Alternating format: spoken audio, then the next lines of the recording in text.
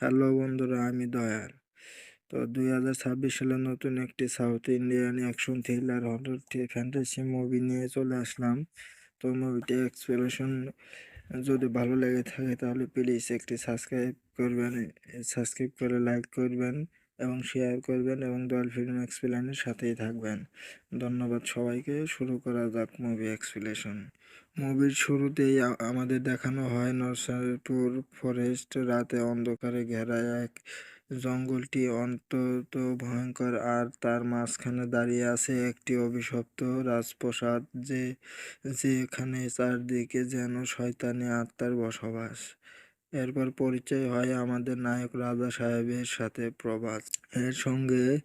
সে তার দাদির সঙ্গে থাকে। ছোটবেলাতেই তার বাবা মা মারা গেছেন। পাশের বাড়ির এক মেয়ে রাজা সাহেবের প্রেমে পাগল। সে সব সময় রাজা সাহেবের চারপাশে ঘোরে। রাজা সাহেবও সুযোগ নেয়, টাকা নেয়, স্বপ্ন দেখায়, কিন্তু কখনো কমিটমেন্ট করে না। একেবারে চালাক ছেলে।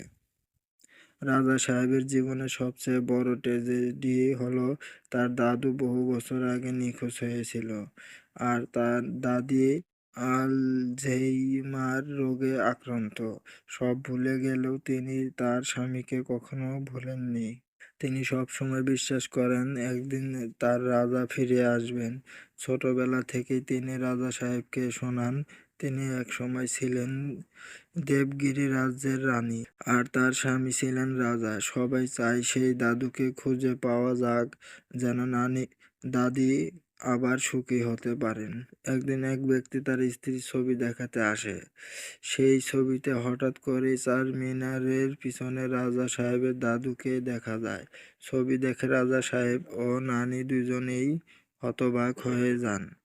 রাজা সাহেব প্রতিজ্ঞা করে সে দাদুকে খুঁজে আনবেই। সে তার পুলিশ কনস্টেবল মামাকে ফোন করে। মামা সাফ জানিয়ে দেয় 5 লাখ টাকা দিলে তার সিআই সাহেব দাদুকে খুঁজে বের করবেন। জোগাড় করতে রাজা সাহেব পাশের মেয়েটাকে আবেগ দিয়ে ব্ল্যাকমেল করেন।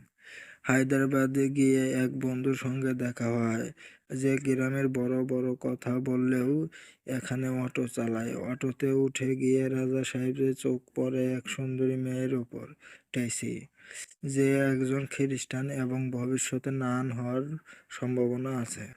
রাজা সাহেব তার পিছু নেয়, তার চার্চে ঢোকে, যেখানে জানতে পারে এক অসুস্থ শিশুর হার্ট অপারেশনের জন্য ডোনেশন চাওয়া হচ্ছে। সে সঙ্গে সঙ্গে 3 লাখ টাকা ডোনেট করে। কনফেশন রুমে গিয়ে নিজের প্রেমের কথা বলে, কিন্তু সে জানতো না পাশে কক্ষেই বসে আছে শুনছে টেসি। পরে জানা যায় দাদু নাকি সেই 3 লাখ টাকা চুরি করেছে। ফলে রাজা সাহেবের ওপর ফ্রড কেসের ভয়। একদিকে পুলিশের 5 লাখ, অন্যদিকে 3 লাখ ডোনেশন। পুরো পরিস্থিতি জটিল। এই সময় ভৈরবী নামে এক রহস্য ব্যক্তি আসে 1 কোটি টাকা নিয়ে। বলে রাজা সাহেবের দাদু এক সময় তার দাদুকে সাহায্য করেছিলেন, তাই এই টাকা। কিন্তু টাকা নেওয়ার আগে গুন্ডারা ব্যাগ ছিনিয়ে নেয়। শুরু হয় ম্যাসিভ অ্যাকশন ফাইট, যেটা পুরোপুরি সাউথ স্টাইল। এখান থেকে বেরিয়ে আসে ভয়ঙ্কর সত্য। রাজা সাহেবের দাদু গঙ্গারাজু আদতে একজন নিষ্ঠুর, লোভী ও তান্ত্রিক শক্তির অধিকারী ব্যক্তি। দেবগিরি রাজ্যের সোনা গহনা, এমনকি দেবীর অলংকার চুরি করে সে পালিয়ে যায়।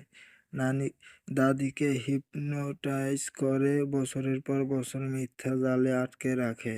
সে মারা গেলেও তার আত্মা ও অভিশাপ প্রাসাদে পুরো প্রাসাদটি যেন তার শরীর, আর সোনা দৌলত, আর তার হৃদয়।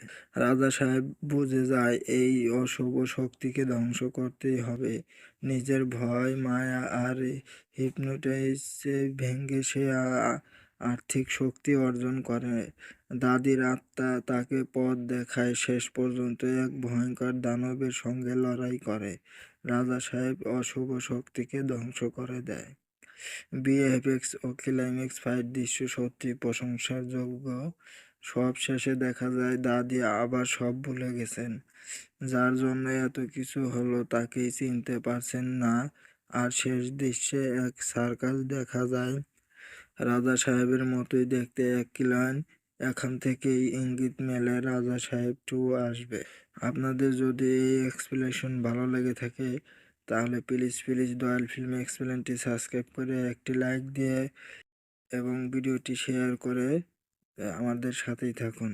আবার পরের ভিডিওতে দেখা হবে। ধন্যবাদ সবাইকে।